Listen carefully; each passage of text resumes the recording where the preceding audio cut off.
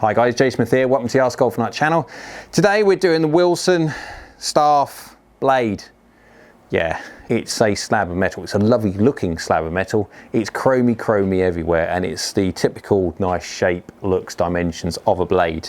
So there's no technology in it really, but it has got some interesting looks on the face. It's got some of these dots, a little bit of a throwback, and also the sole, it's got a through bore look to it, which is quite nice. Right, so that's the world's fastest 34-degree lofted 7-iron, by the way. Loft's up on the screen so you can have a look.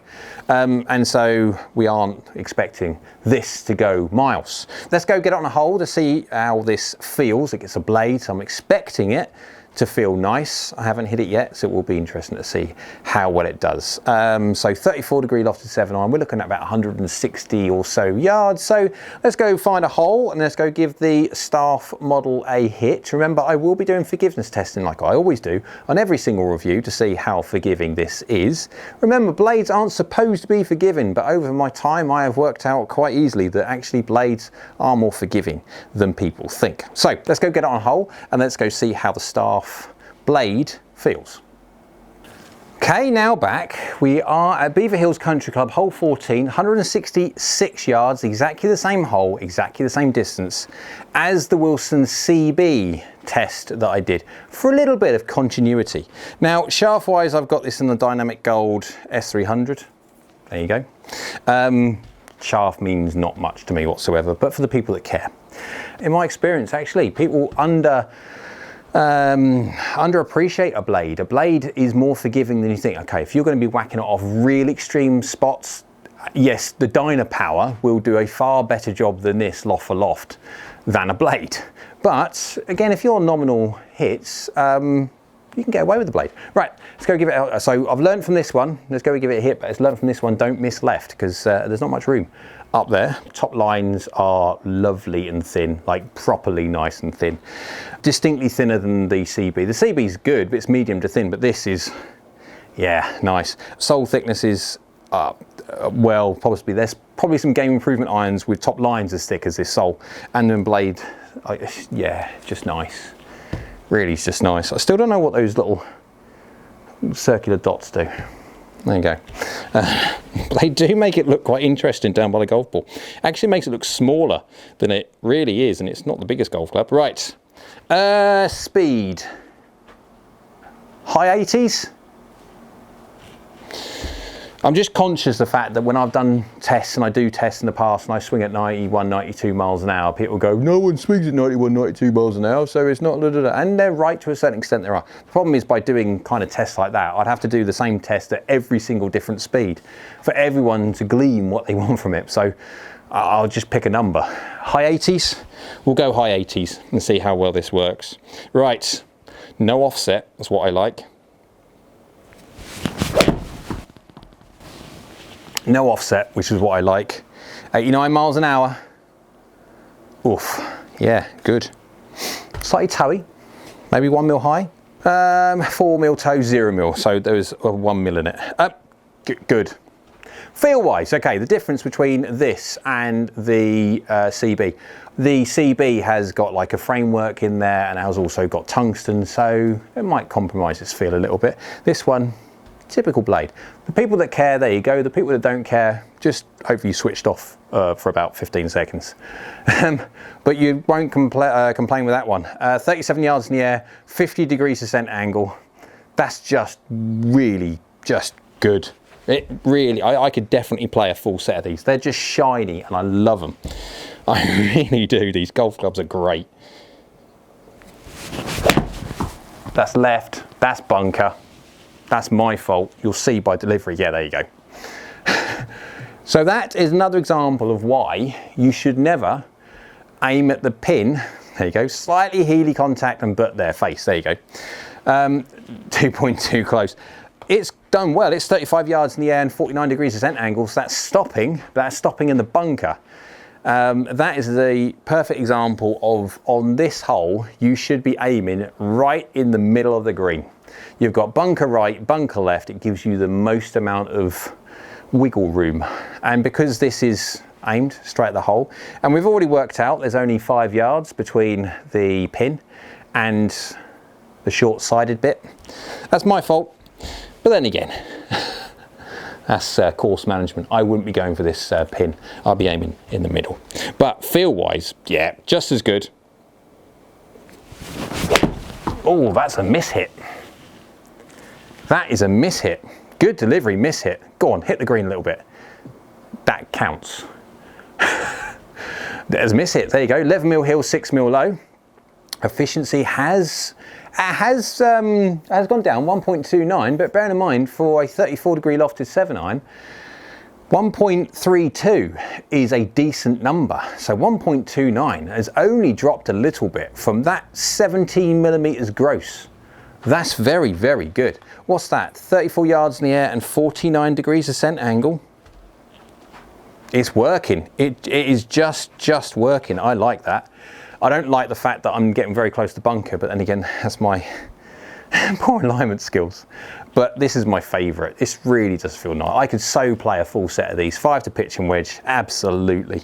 Because these just feel nice. They look gorgeous. They really do. It's only got one little bit of the back that isn't chrome. That detracts a little bit, but it's fine. It just looks really, really nice. It feels really, really nice. Everything is just nice on this thing. Apart from when you strike it there. Now that is where you hit it. There you go. If you hit it there, that's dropping right back. 1.25 efficiency there. There you go. 14mm, 8mm low. We have found a point of where it doesn't like it. And we'll do a normal one now. See if we can get it to the pin. Let's go for it. 32 yards in the air, 48 degrees ascent angle. That's really good. See, people think that blades aren't forgiving. That is horrific. Right, let's go for it. Let's go for the pin. That's leaked slightly, I think. Oh, it's leaked slightly. Good shot, but it's just leaked slightly. Yeah, the face is just fraction open. That's the safe side though. It's good. 2 yards offline, you'll take that. 5mm hill, 4mm low, good strike. Just with the face fractionally open. That's why it's leaked a couple of yards to the right hand side. It feels nice. It performs really well. 37 yards in the air, 50 degrees ascent angle, 80 something odd miles an hour, 89, 88, whatever it was. It's just performing really, really nicely. I could so game a set of these. Right, so let's go hit it all over the face. Now we've seen what happens when you hit it low heel. There's a certain point where all golf clubs cry, and we found it on that one. But again, that's a decent shot, 1.32 efficiency, so we'll go see. Right, let's go hit it off the toe, heel, done, and low to see how well the blade actually works. So blades really have a reputation for being not very forgiving. And the more I test throughout the years, the more I try and push the message across, because it's true that blades are more forgiving than what people give them credit for. Now, are they small? Yes. Have they got tiny thin top lines? Have they got tiny thin soles? Yes. Blade lengths? Yes. And if you're someone who wants real estate, if you want that confidence aspirant real estate, then I understand why blades won't suit. But blades are and continue to be surprisingly forgiving from really places where you shouldn't really be hitting a golf ball, but people do. But then there's always limits. So a game improvement iron will always be more forgiving. Yes, it's got super springy faces, different metals like tungsten and stuff, or I mean, pulled center of gravity low and far back. You won't compete up against that when it comes to the blade. It can't compete up against the game improvement iron, but blades are more forgiving than people think. So let's go have a look at the information that I've collected, lots and lots of hits on averages, and also some miss hits as well, to show just how good this Wilson Staff blade is. So on average ball speed 117.1 miles an hour, launching at 20.8 degrees, spinning at 5.9, so nearly 6,000 for a 7-iron. Remember, this is a 34 degree lofted 7-iron, so it is traditionally lofted, but again, what is traditional, because that keeps on moving as time goes on. Peaking out at 36 yards in the air and descending at near on 50 degrees at 166, so doing very, very well.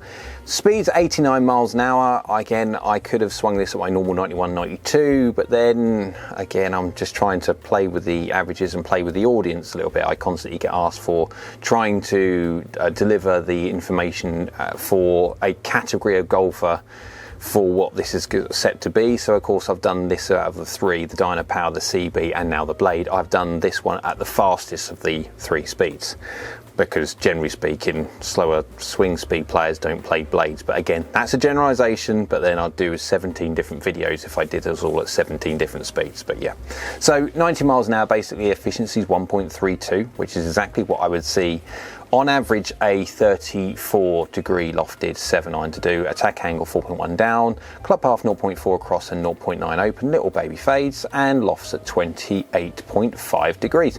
2 mil hill, 2 mil low, with my standard deviation variance on there as well. And so we'll have a look at the same things when it comes to the ball and club compare screen. You can see by the trajectories, it's coming in nice and high and nice and steep, and at 50 degrees descent angle, that is going to stop on any green.